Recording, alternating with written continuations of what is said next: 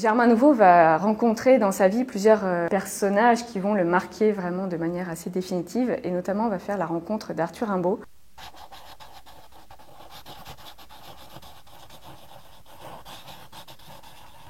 Cette exposition Germain Nouveau, l'ami de Verlaine et de Rimbaud, a été imaginée pour avoir sa place à Aix parce qu'elle a vraiment un lien très fort avec la ville d'Aix-en-Provence. En effet, Germain Nouveau, qui est un peintre et poète, a vécu une partie de son enfance à Aix, puis de nombreuses années à la fin de sa vie, pendant lesquelles il va assidûment fréquenter la bibliothèque Méjeanne, dans laquelle se tient justement cette exposition. Et puis l'autre événement aussi clé qui a fait que nous avons souhaité ouvrir cette exposition cette année, c'est que nous célébrons le centenaire de la mort de Germain Nouveau, qui est mort en 1920 à Pourrières. Germain Nouveau est aujourd'hui un poète assez peu connu, un peintre encore plus méconnu, et pourtant il aura fréquenté les plus grands poètes de son temps. Il va rencontrer Rimbaud, Verlaine, Mallarmé, alors que lui-même, Germain Nouveau, a 22 ans et Arthur Rimbaud 19. Ils vont partir ensemble à Londres où ils vont vivre 4 mois pendant lesquels vont se mettre au propre, comme on dit, les fameux textes des Illuminations attribués à Rimbaud, mais pour lesquels aujourd'hui on peut se dire que Germain Nouveau a une part plus large que celle juste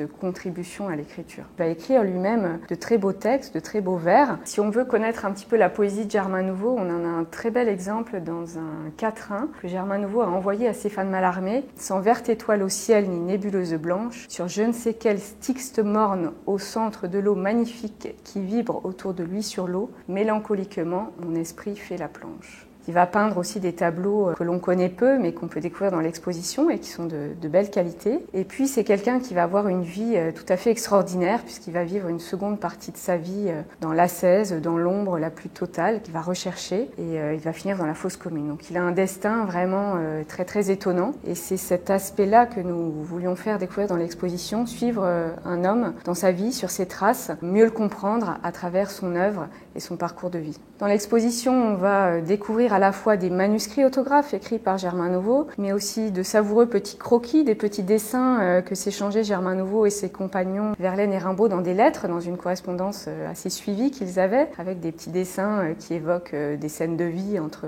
ses amis. Des tableaux aussi peints par Germain Nouveau. Pour terminer l'exposition, le manuscrit des Illuminations prêté par la Bibliothèque nationale.